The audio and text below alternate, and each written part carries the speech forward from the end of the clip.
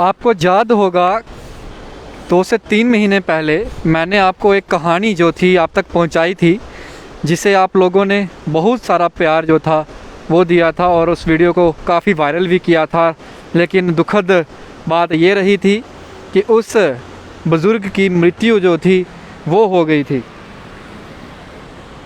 उसके बाद काफ़ी ड्रामा जो था वो हुआ। बेटी ने बाप को मरने के लिए तो छोड़ दिया था, बाप जम्मू पहुंचा था, दिल्ली के रहने वाले थे, आप सभी को वो कहानी याद ही होगी मेरी। और उसके बाद जब अस्थियां, हालांकि संस्कार में भी वो बेटी यहाँ नहीं पहुंची, संस्कार भी यहाँ पर शीतल सिंह जी ने किया, वो उनके बेटा बनकर सामने आए और उन्होंने किया। उसके बाद अस्थियाँ जो थी पिता की, उन अस्थियों को एक एड्रेस दिया गया बेटी के द्वारा और कहा गया कि इस एड्रेस पर भिजवा दीजिए। जब वो एड्रेस पर अस्थियों को भिजवा गया, वो एड्रेस जो था वो नकली निकला, यानी कि वो फेक एड्रेस था और उन अस्थियों को वहाँ से, उस एड्रेस से वापस शीतल सिंह जी के पास भेजा गया। और अब आओ हम सब मिलकर, क्योंकि बेटी ने तो उन अस्थियों को लेने से भी इनकार कर दिया और उन अस्थियों को भी ठुकरा दिया, हम सब मिलकर आज उनकी अस्थियों को जो है वो विसर्जन करने में हम योगदान देंगे और उनको विसर्जन करने में हम इनके साथ शीतल सिंह जी के साथ जो हैं हम खड़े रहेंगे। और आज हम सब मिलकर, भले ही बेटी ने ठुकरा दिया उस पिता की अस्थियों को भी, लेकिन हम उनकी अस्थियों को विसर्जन करने में शीतल सिंह जी के साथ खड़े रहेंगे। आप देख सकते हैं उस पिता की, उस बुज़ुर्ग की अस्थियों को शीतल सिंह जी ने अभी विधि अनुसार जो है उनका विसर्जन जो है वो चनाव में किया है। बेटी ने अस्थियां लेने से इनकार कर दिया, जो एड्रेस दिया गया था वो एड्रेस भी जाली निकला।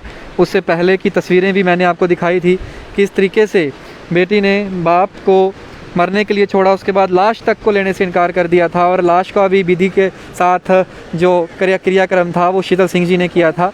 अभी जस्ट थोड़ी देर पहले इन्होंने उन अस्थियों को जो है वो विसर्जन किया है और सीधी बातचीत मैं इनसे करूंगा और जानने की कोशिश करूंगा ये कैसे देखते हैं इस सब चीज़ को।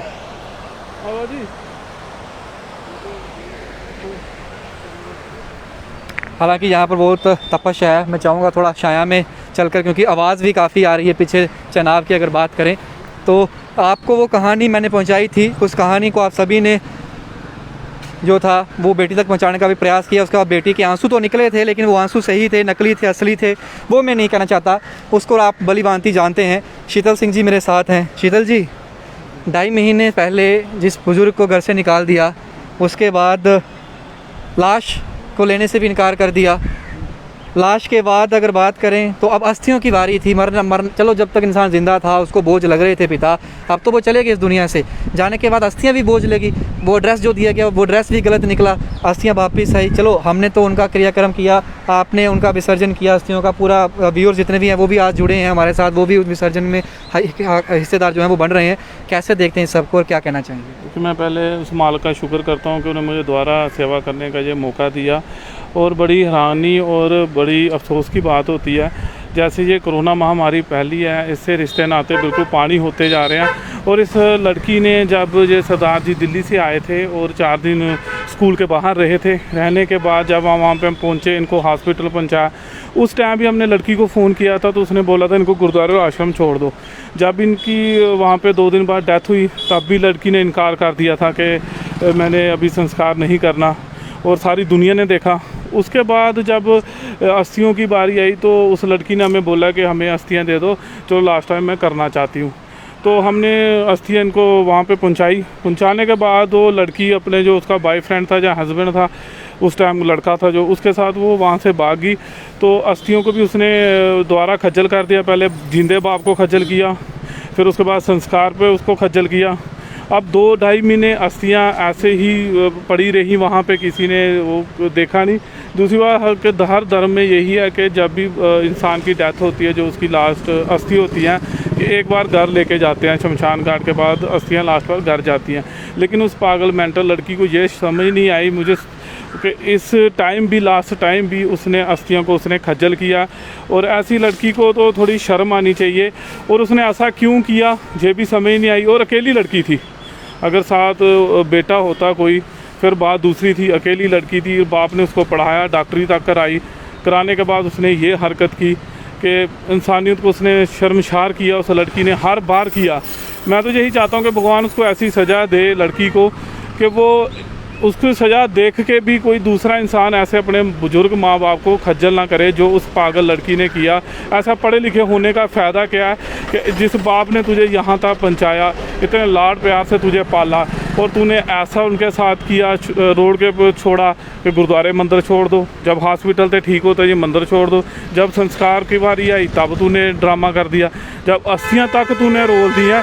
तूने कोई इंसानियत की जगह तो छोड़ी नहीं है इस लड़की ने कि थोड़ी सी भी रत्ती भर इस लड़की को, मैं कहता हूँ शर्म हो तो चुल्लू भर पानी में डूब मरना चाहिए। ऐसी लड़की को शर्म आनी चाहिए। चलिए अब हम यही दुआ करते हैं कि भगवान उनकी आत्मा को जो है वो शांति बख्शे। हम तो यही अरदास करेंगे, अब गुरुद्वारा साहब जाएंगे, मत्था टेकेंगे, अरदास करेंगे, तो उनके नाम का जहाँ पे हम खाना भी खिलाएंगे, जितना भी हमसे बनेगा। मैंने उस टाइम भी कहा था कि हम पूरी सेवा करेंगे, तो अब भी हमें दोबारा सेवा करने का मौका मिला तो हम पूरी सेवा अपने दिल से और ईमानदारी से यहाँ पे करेंगे।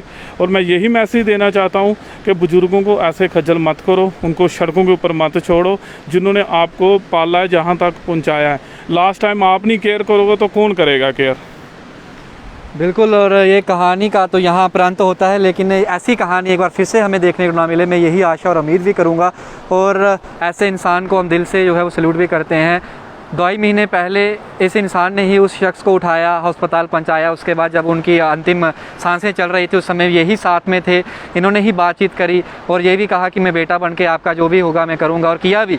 आज भी जब अस्थियां वापस जम्मू पहुंची तो उनका विधि अनुसार जो विसर्जन है इन्होंने किया, और अभी उनके नाम का जो पाठ है वो करवाएंगे गुरुद्वारा साहब के अंदर, और उसके बाद खाना जो लंगर होगा वो करने के बाद हम यही दुआ करते हैं।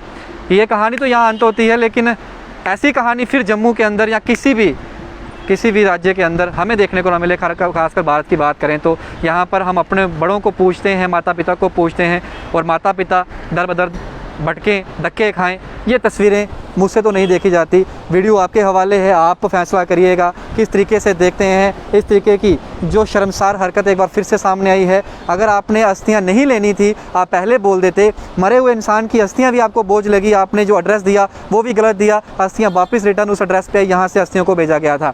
तो ये एक शर्मसार हरकत एक बार फिर से सामने आई। और उस बेटी को मेरे अगर वीडियो देख रही है तो एक ही मैसेज है, जन्म एक ही बार मिलेगा, माता पिता एक ही बार मिलेंगे, अब वो दुनिया से जा चुके हैं। मरना सबने है और जीना झूठ है और मरना सच है, यही रियलिटी है इस दुनिया की। आज पिता के हैं, कल हमने भी जाना है, कल आपने भी जाना है, सबने जाना है, लेकिन अच्छे कर्म जो है वही साथ जाएंगे। बस यही कहूँगा। बाकी तमाम अपडेट्स के लिए बने रहिए बाहू एक्सेस पर। जय हिंद।